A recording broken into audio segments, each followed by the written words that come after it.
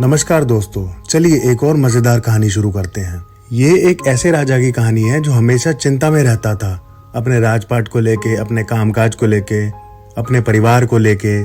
एक बार एक राजा की सेवा से प्रसन्न होकर एक साधु ने उसे एक ताबीज दिया और कहा कि राजन, इसे अपने गले में डाल लो और जिंदगी में कभी ऐसी परिस्थिति आए कि जब तुम्हें लगे कि बस अब तो सब खत्म होने वाला है, परेशानी के भंवर में अपने आप को फंसा पाओ, कोई प्रकाश की किरण नजर न आ रही हो, हर तरफ निराशा और हताशा हो, तब तुम इस ताबीज को खोलना, इसमें रखे कागज को पढ़ना, उससे पहले नहीं। राजा ने वो ताबीज अपने गले में पहन ली। एक बार राजा अपने सैनिकों के साथ शिकार करने घने जंगल में निकल गया। एक शेर का पीछा करते करते राजा अपने सैनिकों से अलग हो गया और दुश्मन राजा की सीमा में प्रवेश कर गया। घना जंगल था और सांझ का समय हो गया था। तभी कुछ दुश्मन सैनिकों के घोड़ों की पैरों की आवाज आई। वो समझ चुका था ये दुश्मन सैनिकों के घोड़ों के पैरों की आवाज है, तो उसने भी अपना घोड़ा दौड़ाना शुरू कर दिया। राजा आगे आगे और दुश्मन सैनिक पीछे पीछे। बहुत दूर तक भागने पर भी राजा उन सैनिकों से पीछा नहीं छुड़ा पाया। भूख प्यास से बेहाल राजा को तभी घने पेड़ों के बीच एक गुफा सी दिखी। राजा ने तुरंत घोड़े को और अपने आप को उस गुफा में छुपा लिया और सांस रोककर बैठ गया। दुश्मन के घोड़ों के पैरों की आवाज धीरे धीरे पास आने लगी थी। उन घोड़ों के पैरों की आवाज आसपास ही घूम रही थी। राजा के दिल की धड़कनें बढ़ने लग गई। राजा ने उन्हें बात करते हुए सुना कि ये कौन घुसपैठिया है, ये कौन है जिसने हमारी सीमा में बिना हमारी आज्ञा के प्रवेश करा है।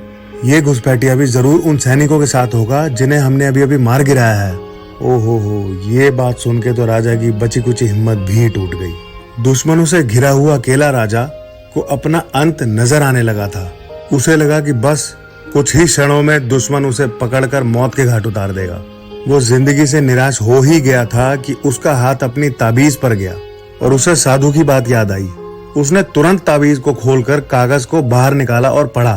उस पर्ची पर लिखा था, व्यर्थ की चिंता मत कर, जैसे सारे समय आए और गए, ये समय भी कट जाएगा। राजा को अचानक ही घोर अंधकार में एक ज्योति की किरण दिखी। डूबते को जैसे कोई सहारा मिल गया हो। उसे अचानक ही अपनी आत्मा में एक असीम शांति का अनुभव हुआ। उसे लगा कि सचमुच ये भयावह समय भी कट ही जाएगा। फिर मैं क्यों चिंता कर रहा हूँ? अपने प्रभु और अपने पर विश्वास रख, उसने स्वयं से कहा कि हाँ, ये भी कट जाएगा।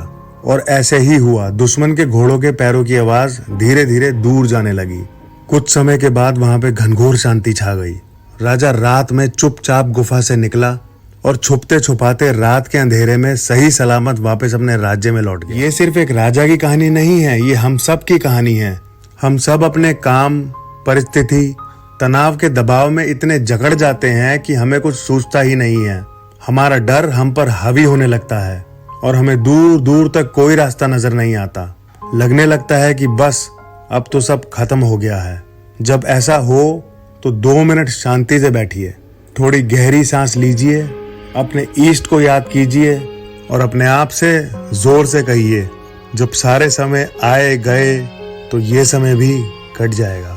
आपको तभी एक अनजानी ऊर्जा सी महसूस होगी अपने अंदर। ये हमारे मन की ऊर्जा होती है और आप उस परिस्थिति से उभरने की शक्ति अपने अंदर ही महसूस करेंगे। मानो या ना मानो, ये बहुत कारगर, ट्राइड एंड टेस्टेड, आजमाया हुआ तरीका है। ऐसी और मोटिवेशनल स्टोरी सुनने के लिए लाइक करें, कमेंट करें, शेयर करें और सब्सक्राइब करना तो बिल्कुल भी मत भूलिएगा। After all we are family.